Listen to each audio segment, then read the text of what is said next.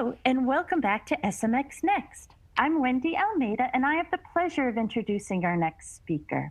But first, let's go over a few housekeeping items. If you run into any issues viewing this presentation, or if you have a question for our speaker, use the Q&A box at any time and we'll respond right away.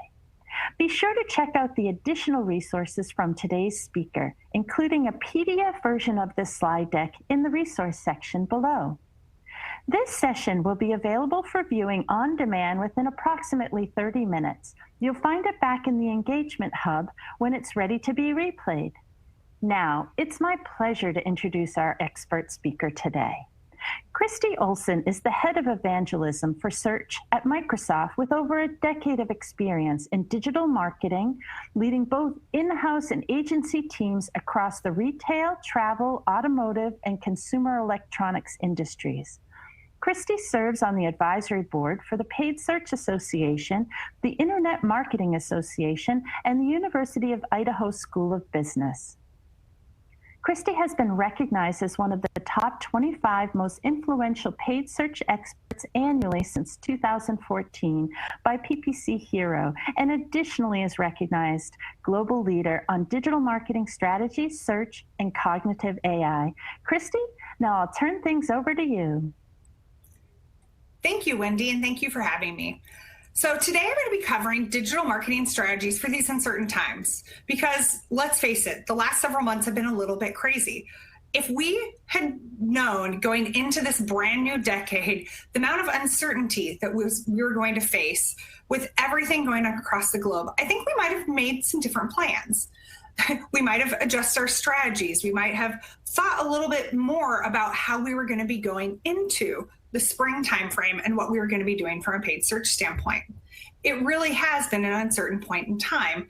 And it's one of those times where we really need to brace the word agile and agility, where we need to rethink the strategies that we've done in the past in order to really focus on what we can do during these crazy times to think about what our customers need and what our businesses need, and anticipate what our businesses' customers are looking for and needing, and adjusting our strategies to match. It's a little bit like you're planning a trip. You're thinking about going to Bali, and so you plan this absolutely amazing vacation. You book your flights, you think about all the amazing things you want to do. You want to see the water temples, you're going to see the rice paddies up in Ubud, you're going to swim in the tropical ocean. It's beaches, temples, palaces, tropical jungles, and lots of amazing, really light food. You've planned your trip and the day is here. You get on that plane and you're getting ready to take off. It's a 16-hour flight from Seattle, so you're going up, up, up, you take a nap. And as the plane descends, the stewardess comes in and says, "Welcome, everyone. We've had a little bit of a detour. We had to land in Switzerland." Switzerland, you say, but no, I'm going to Bali. The thing is, with uncertain times, you think you're going to Bali, but you might be landing in Switzerland. You have to embrace that change. You have to adjust what you knew. Because if you're thinking of a tropical jungle and a paradise, but you land in a place full of mountains and lakes and snow, and instead of tropical foods, cheeses and wursts, you might be a little bit disappointed. Not disappointed because it's a horrible place. It's amazing. It is beautiful. But you have to embrace that change. So you turn your bikini over for hiking boots. You see the Alps, and it is absolutely amazing. But if you spend your time thinking, Bali, that's where I wanted to go, that's where I was meant to be, you're going to miss out. You're going to miss out on a lot of amazing things. And that's where we are right now with our business. Business is not as usual. It really is business unusual. It's the fact that from a paid search standpoint, what we did in January and February aren't going to be the exact same strategies and tactics we take now in June. We're several months into this pandemic, and we've had to adjust our strategies as the pandemic started, as we thought about that ad copy and how consumers were behaving, because the behavior in March and April was way different than we'd seen in the previous month, 2 months, 6 months, even a year ago. And the behavior now as we move into June and head into July is even different still, because consumers are shifting how they engage and how they interact. every state is on a different path. It's on a different trajectory. And here within Washington state, it's not even the state is on a different trajectory. Every city and every county has different ordinances coming into place as to what is allowed, what not allowed, whether you can go to a restaurant or not. And as we think about search, what this means during these uncertain times is we have to really adjust our strategies. What we did yesterday is not valid today. What we do today is probably, and I've got my fingers crossed, not going to be valid in 2 to 3 months. Please say it's not. So today I have a lot that I'm going to be covering. First, I'm going to cover some insights and shifts on consumer behavior. Now, we have another amazing session with Microsoft Advertising by Matt Mackey. You want to go to that session. He is going to cover a lot of really great insights from the stay-at-home pandemic. I'm just going to briefly touch on them today because we have such a great session with him. Next, we're going to go into setting a firm foundation, talking about your account health, some immediate strategies that if you didn't already take them, you need to be thinking about taking now. Then I'm going to walk in through reimagining and reconnecting with your customers. Just a couple things that you might not have thought about in the past that really are valid now as everything starts to open up. And then finally, a couple things to think about during this rebound and recovery phase. But before we get going on that, let me just talk about one thing that you might already know. If you think about our strategies, a lot of businesses have decided to pull back. They're only doing offline during this period because there are so many uncertain times and they're not sure what consumer behavior is going to look like. When we look at the analytic partners ROI Genome, they did a study back in 2017 looking at about 3,200 campaigns. What they found is if you just do offline, you're going to be missing out overall on ROI, but also on conversions and traffic. Really, the best thing you can think about is that offline and online strategy. Having both your digital supplement whatever you're doing offline. And even on digital, there's a whole slew of different possibilities that we're going to cover in the other presentation. It could give you up to a 45% increase in ROI. So really, when you think about this, you really want to think about how PPC combines in with all those other strategies, because we have been seeing at Bing and Microsoft Advertising a huge uptick in consumer search behavior across both PCs and across mobile devices. And you really want to be able to reach those customers. Now, what I will say is if you're trying to figure out what behavior is changing and shifting, we have dedicated an entire section of the website. We have a team of absolutely amazing research analysts working on COVID insights. They've been going and doing this by vertical, by region, since early April timeframe. And it looks a little bit like this, where you can see we have automotive, FinServe, health, wellness, retail, CPG, tech, telco, and then other verticals added together. You can see this for Americas, EMEA, APAC. So if you're looking for insights, it's aka.ms/COVID-19 insights. Will take you to this page and get you access to so much breadth and depth of information. And you might be wondering what type of information. It could be like this, insights on consumer behavioral shifts, where you can look at it at a high level to see how is the search trend changing over time. As you might have guessed, the travel vertical has seen a substantial decrease in overall click volume and query volumes happening at this point in time. But at the same time, food and grocery, since we were all stuck at home and couldn't get out, has seen a major increase in traffic and volume. Now, when you go by vertical and you look at it, you actually get a really rich breadth of information. You might see things like this home health study or home study talking about what are the top new, brand net new, and or top search queries happening with home improvements, arts and crafts, and homeschooling.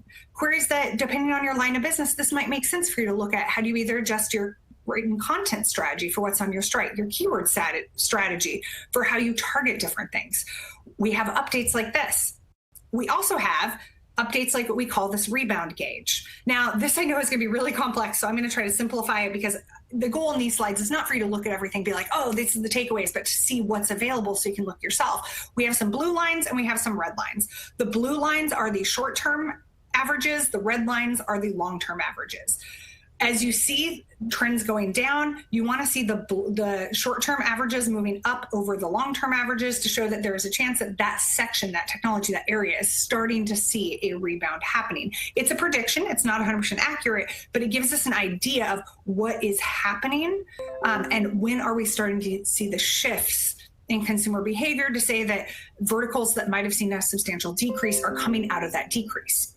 And what you're seeing with this is it gives you an idea of like, are we at the bottom and are we starting to come back up for the verticals that had substantial decreases? We also have some really great insights that we've just started coming out with in the last few weeks, really talking about how do states reopen, and looking at the states that have these phased openings, what's happening in terms of search volume, what's happening in terms of click volume. So if you're looking and trying to understand how do you adjust your strategy on a geographical location, we have that information as well, not just based on the states that open, but based on geographies.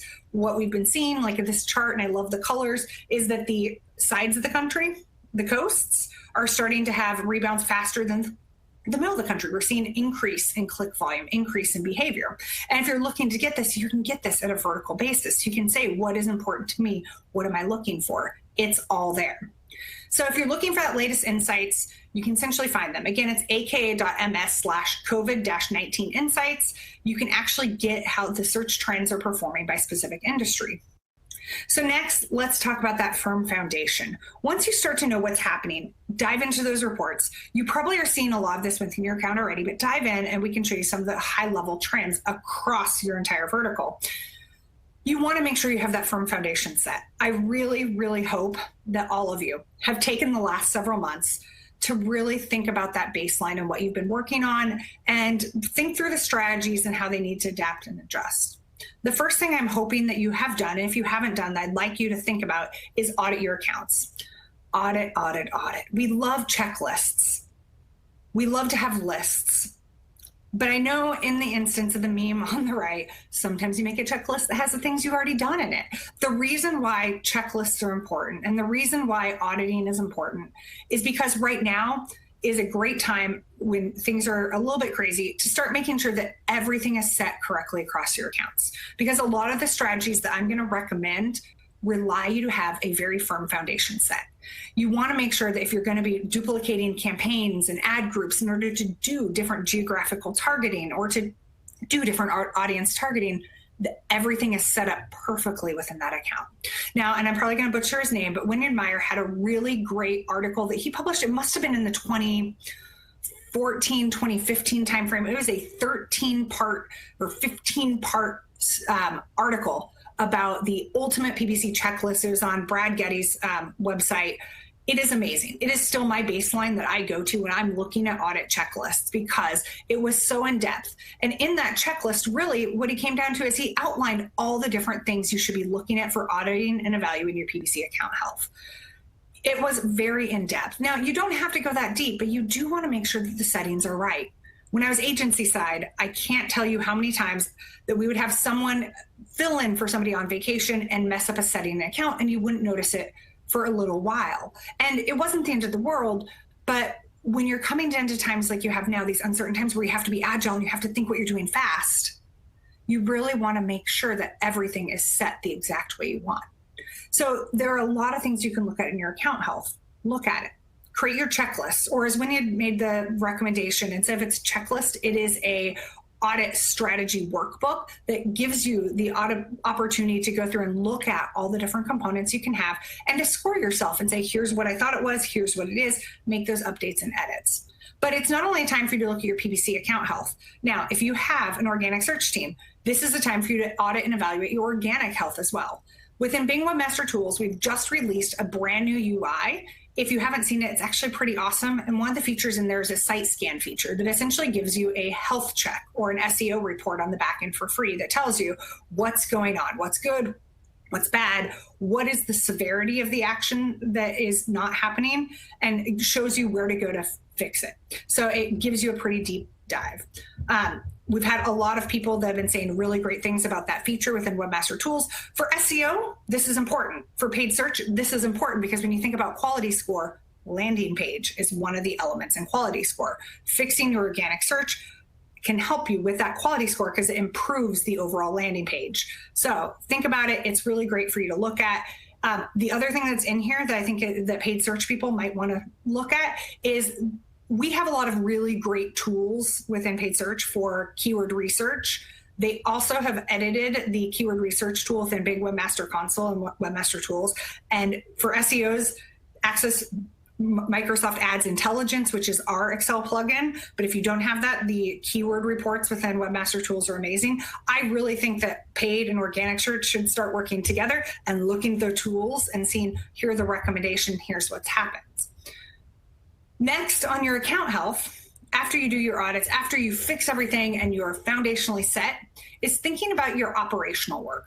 What is it that you do? How often do you do it? And really setting up clear standards so that you're not just doing work for the sake of work, but you're doing work that focuses on efficiencies. That you know, hey, every week I want to go into my account. I want to look at the search query report. I want to either add positives, negatives, and adjust how keywords are matching across the board. That's what I mean by sharpening your operational work and focusing on efficiencies. It's not just doing work for the sake of work, it's doing the right work. Think about those strategies that you need to take so that you drive ROI, that you drive to a specific type of outcome on the back end for your customers and your clients.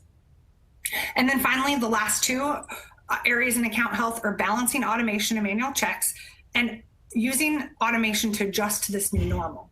So when I think about balancing automation, I actually had a really great conversation with Frederick Valleys and Aaron Levy back in mid-April timeframe that I was actually pretty skeptical on a lot of the automated bid strategies, because when they first came out, it was before I'm in my current role, I had this fear that if things had wild changes and shifts, it would take too long for the tools on the back end of both Bing, Microsoft Advertising, and Google to adjust those automated strategies. But that's actually not the case today. AI has improved so incredibly much that as we see the shifts and changes happen within your accounts, that we actually, the tools are able to adjust with it. So if you have an automated bid strategy, leave it. You don't have to change it to manual. You can actually have that continue going. And then on this area of adjust to the new normal, it's thinking about what do you want to do and how do you do it. So this could be on the new manual, could be using scripts. Now, I don't know if a lot of people know, but we actually do have scripts within Microsoft Advertising. They're a little bit different than the scripts in Google AdWords. Fred Valleys has had a couple of articles on this, talking just about the differences. We have a handful of scripts that were pre-written on that end, but it gives you this idea to set up what can you automate. Is it turning ads on and off? Is it updating your ad copy? Is it your bid strategies by day, geography, etc.? Think about what you can do. But within all things automation, it's not just doing the automation, it's also making sure that you don't just set it and forget it.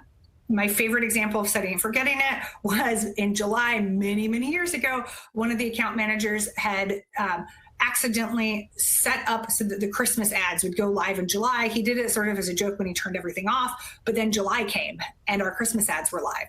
This is where human eyes matter, making sure that you don't accidentally set a date in the future that you know you're going to edit, but then you forget to audit and you forget to edit, and so things go live. So you want to schedule those regular checks, because when you think about where the opportunity is with automation, it's consistency. Automation works regardless if you're on vacation, your child's sick, or there's a global pandemic. It can help with relevancy. So adjusting your ad copy and using things like dynamic search ads, responsive search ads, RSA, to update the copy based on what's happening and give you many different opportunities for different ad copy going. And the final is just optimization, especially as you think about what's happening within your accounts. You can do things like automated bid strategies in order to keep the optimization going. So as I said, you don't want to set it and forget it. You want to essentially think about how you can use manual intervention based on the changes and shifts in consumer behavior, but be smart so you're not spending all of your time manually doing things. Next, we want to go into the immediate strategies. With immediate strategies, some of these I hope you've already taken. Some of them you might not have. But the first thing I really want you to consider is your visibility. When the pandemic hit, a lot of businesses and brands went, shelter-in-place orders are here. If people aren't going out, we're just going to start pausing everything across the board. If we think about the consumer decision journey, a lot of people changed how they were making their brands visible, how they were advertising, and really adjusting those strategies. So it's worth going back, understanding what is happening to your consumer decision journey, using your Google Analytics account to see how are people finding you? How are they engaging with content? What types of keywords are they searching? Has they shifted? Because immediately right now, so many businesses are on that area of opening back up and trying to understand how do we rebound and recover. You want to be visible. You want your customers to be able to find you. So think about it from that end. Think about how you are showing up on different keywords, how you're showing up with ad copy. And on the visibility side, it's a good time right now to think about other tactics outside of just keyword advertising, things like native and display ads, where you can essentially engage with customers as they're viewing content, because we are seeing consumers are engaging and viewing a lot of content, a lot of news articles, a lot of articles just in general across the web.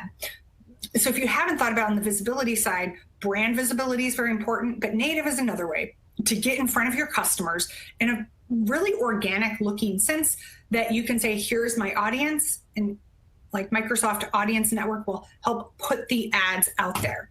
And what we've been seeing is everybody's glued in front of the news. You have the opportunity like this, where you can see there are different ads that show up on like the MSN homepage. Get in front of customers where they are. Now, what we have seen is that the overall performance of these native buys has been absolutely amazing. So consumers see them, it's done in a way that makes it so it looks like it's integrated into the page. And what we're seeing is like up to an 80% increase in media engagement. And when consumers are advertising on here, the homepage, we've seen over a 15% week over week and 37% week over week increase in performance and page views. So it's a great way to get in front of customers and have them engage. So if you're looking at that performance, here's where you see when we look at buying specifically on the Microsoft Audience ads and our network versus other platforms that can deliver, we're seeing like by advertising on the info pane, a 2x increase in click-through rates. Or if you're advertising where it shows up within Outlook or our publisher partners, everything is actually performing very, very well. So it's a good way to set up that brand awareness, to be visible to customers, to engage with them in a way that seems a little bit more natural than just doing a keyword buy. The Microsoft Audience Network is so unique because it is powered by the Microsoft Graph. It pulls in data and information from all of the different customer sets and allows you to target them in real ways.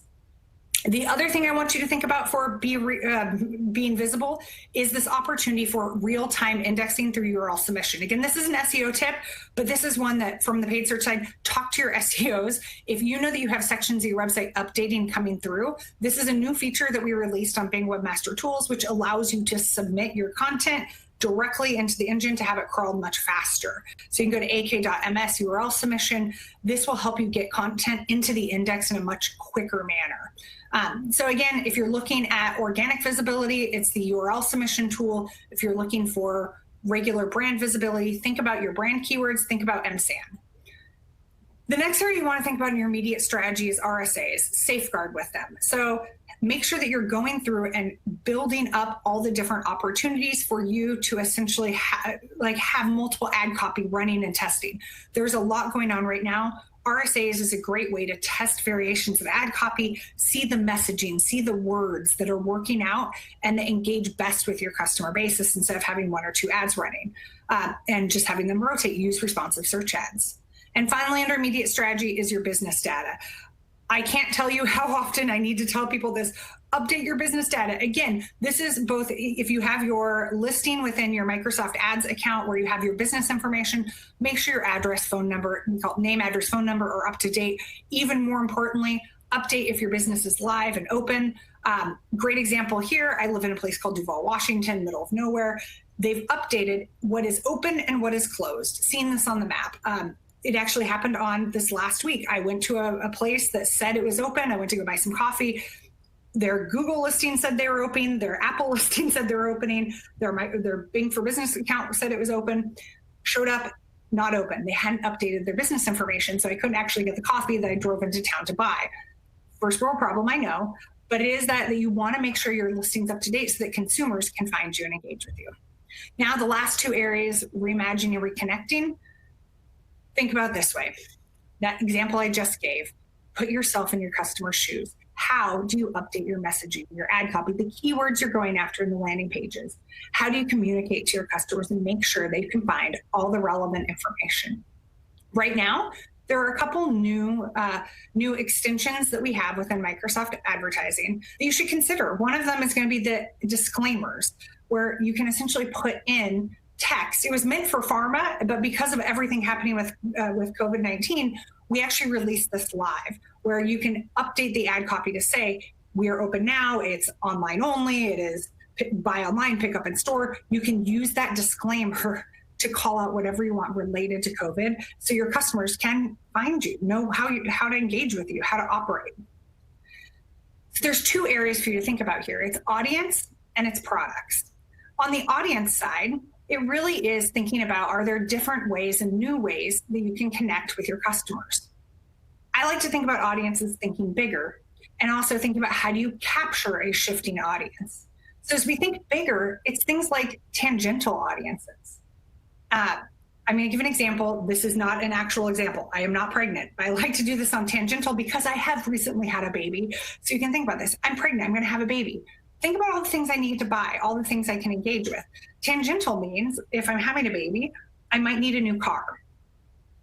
I might need to upgrade to a safer vehicle. So I might be in the market for a used vehicle. It also could mean that maybe I'm looking for a new apartment or a new house, because adding a member of the family, you need to upgrade to something slightly larger. So you could be in the market for real estate or homes. I could be in the market for decor because I have a baby's room. I'd like to decorate it, get a beautiful wall hanging that my mom made. But there's a lot of different similar markets. Tangential, they aren't in that baby business, but they're tangential that you can target. Same thing goes, like if I'm buying a car, I'm probably going to need insurance. I'm going to need insurance. I'm going to need to have a maintenance plan, something along those lines. So you actually can reconnect with customers and find new ways to reach customers by not just thinking about your exact line of business, but thinking tangentially of how do you reach them, how do you engage with them, and building up those strategies. You can use things like in-market audiences to go tangential. The next strategy I want to talk about is broad audience. And broad audience is really a way to capture more traffic. So it is where you use broad match keywords and you put an audience layer over top of your broad match keywords to essentially make sure that you're finding the queries that hadn't shown up in the past. But it's a way to broaden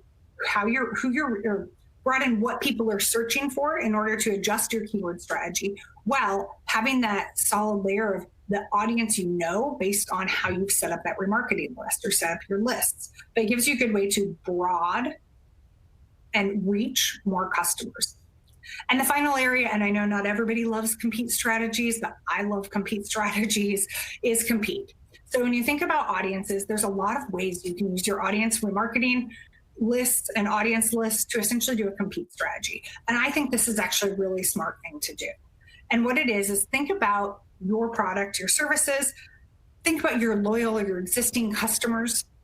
You create the list of that customer base and essentially say, you put that list when they're searching for your competitors' terms and phrases. You are trying to keep churn from happening.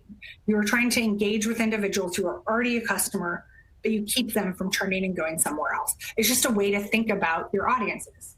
So again, I have the example here for your tangential audiences, but I'm going to keep on going because I know we have so much left to cover and products are pretty awesome. So right now we have a lot of new things happening with product ads.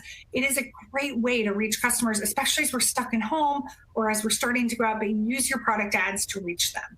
So one of the things I want you to think about is your local inventory ads for local answers. So essentially you have local inventory ads. Make sure you're showing up for these, because not only with local inventory ads, it is going to be, if you're opted into local inventory ads, there are going to be a handful of new features coming out in July timeframe of like curbside pickup, additional ways to communicate how people can get items. Those are going to start showing up in the near future. So we're going to be editing these. This one's a local answer. So as people are searching for things, you can actually start to see, based on the business, ads showing up within them. There's also going to be the in-store task pane. So directly in the SERP where you have a business listing, we can have product ads showing up directly in that essential knowledge panel. We're enhancing our shopping tab. So you can discover and explore more products directly within shopping. It could be related to your query suggestion, filters, lots of different images. You can search similar products. You can do related queries. There are a lot of different ways that the shopping tab is expanding that makes it easier to search for products and find what consumers are looking for.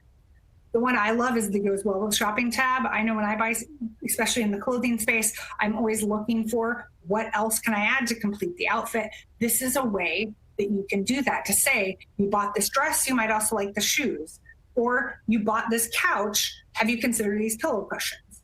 It gives you a way to really increase how you're showing different products. There's also the save and notify information on the shopping tab that you can now set up so you can track prices, etc. And then finally, because I know we're getting close on time, is rebound and recover. Make sure that your messaging and your visual imagery makes sense. What worked last month might not work today. Be empathetic. You can acknowledge what's happening. You make sure your offerings are relevant and that they can engage with them, and make sure that you're relevant with the times today. So examples of extensions you might consider, like the disclaimer ads in search, action extensions. You can also see, here's one where somebody included the curbside pickup, and you can see how the ads adjust and shift. I love when they include, like if you're looking in the automotive space, pricing included in there, but I also love the empathy in this Honda of Seattle. Our family is here for you today and in better days. It's great ways they're adjusting their messaging to fit. Adjust your keyword and your budget strategies, adjust your KPIs. What that really means is think about the budgets you have, think about the keywords you're bidding on. If you've reduced your budgets, you might not be able to bid on everything across the board. So think about what you have live. Adjust your KPIs, because the target you had in January is probably not the target you had today, just because consumer behavior has shifted. And then finally, sustain your campaigns. So you may or may not know that quality score gets adjusted based on whether campaigns are live. So if you want to keep your campaigns live, run them with lower budgets instead of turning them off, because it can impact your editorial status and it can impact your quality score. And then finally, another update, just so you know, on the keyword, watch and monitor your match type performance. We have heard your feedback that the algorithms and close match variants didn't meet some of your expectations. So we have adjusted our algorithms to improve the quality of how exact and phrase match close variants work. And we'd love to hear from you on what you think on this. And so with that, we have a lot of great information. If you go into my final deck and download it, you're going to see these amazing checklists that go through some immediate strategies. It's going to go through some restoration strategies, new opportunities where you can capture traffic, everything through your shopping campaign, best practices and checklists. And with that, I'm a minute over. So I just want to say thank you for your time, and I hope you learned something new.